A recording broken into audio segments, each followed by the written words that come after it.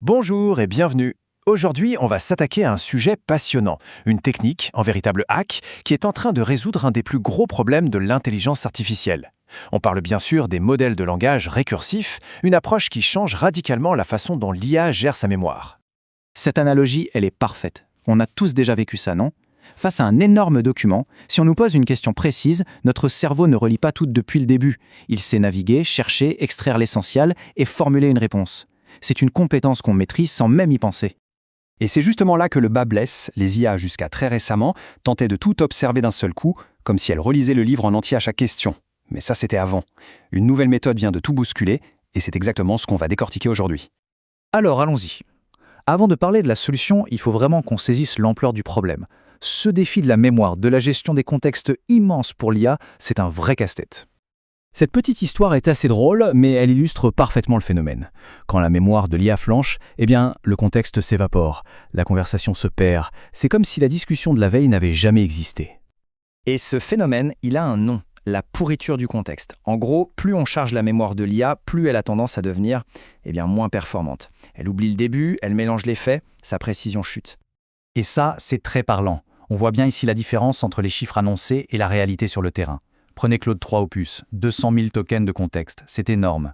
Sauf que pour des tâches complexes, on s'aperçoit que la performance optimale tient plutôt jusqu'à 150 000.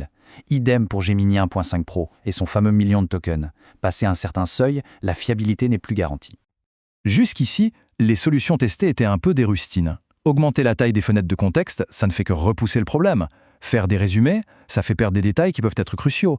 Quant au RAG, le système de récupération d'informations, il peine à voir la big picture, les connexions subtiles, parce qu'au fond, il traite l'IA comme une simple lectrice. Allez, on passe à la solution. Et c'est là que ça devient vraiment intéressant. On parle d'un concept qui vient complètement changer les règles du jeu.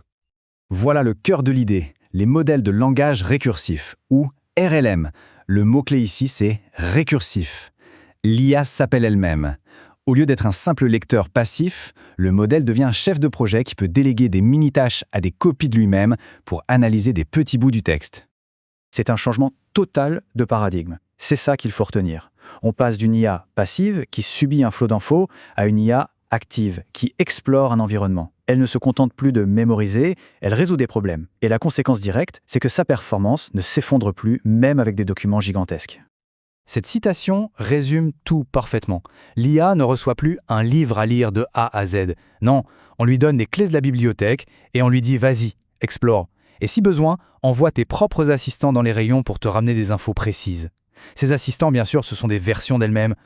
Bon, mais alors comment ça marche en pratique? Plongeons un peu dans la mécanique qui rend tout ça possible. L'idée de génie, elle est là. Le document entier n'est plus une entrée qu'on force dans le modèle. Non, il est chargé comme un environnement. Pensez à une console de programmation, comme en Python. Le texte devient une simple variable, une variable que l'IA peut manipuler avec du code. Le processus est assez logique. Étape 1, le document devient une variable, disons contexte. Étape 2, l'IA écrit du code comme un développeur pour fouiller dans cette variable.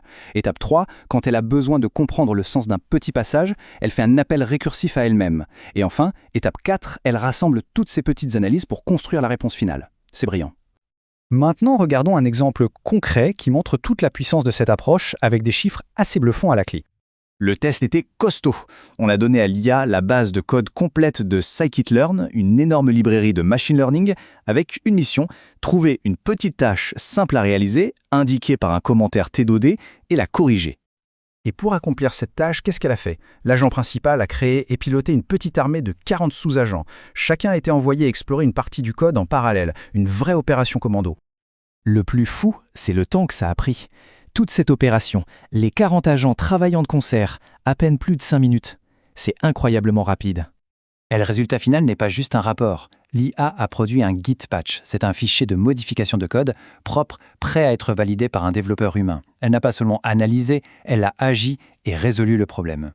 Et les benchmarks le prouvent. Sur un test de raisonnement long et complexe du MIT, un gros modèle classique obtient un certain score. Mais quand on utilise la stratégie RLM, même avec un modèle bien plus petit, le score fait plus que doubler. Ça montre bien que la stratégie est parfois plus importante que la taille brute du modèle. Alors pour finir, qu'est-ce que tout ça implique pour le futur? Pourquoi c'est si important? Les avantages sont clairs. Cette architecture permet de découper les gros problèmes en plus petits. Chaque agent travaille dans son coin sans embrouiller les autres. On peut explorer massivement en parallèle et surtout, ça permet de gérer des contextes de plusieurs millions de tokens, bien au-delà des limites natives des modèles. Si on doit retenir une seule chose, c'est celle-ci. Les RLM, ce n'est pas juste une astuce technique. C'est un pas de géant vers une IA qui ne se contente plus de mémoriser bêtement, mais qui raisonne, analyse et délègue de manière intelligente. Et ça nous laisse avec cette question. Une question un peu vertigineuse. Si l'IA est capable de découper et de résoudre nos problèmes, que se passera-t-il le jour où elle commencera à identifier et à formuler elle-même des problèmes que nous n'avions même pas encore vus ? C'est une perspective assez fascinante sur laquelle méditer.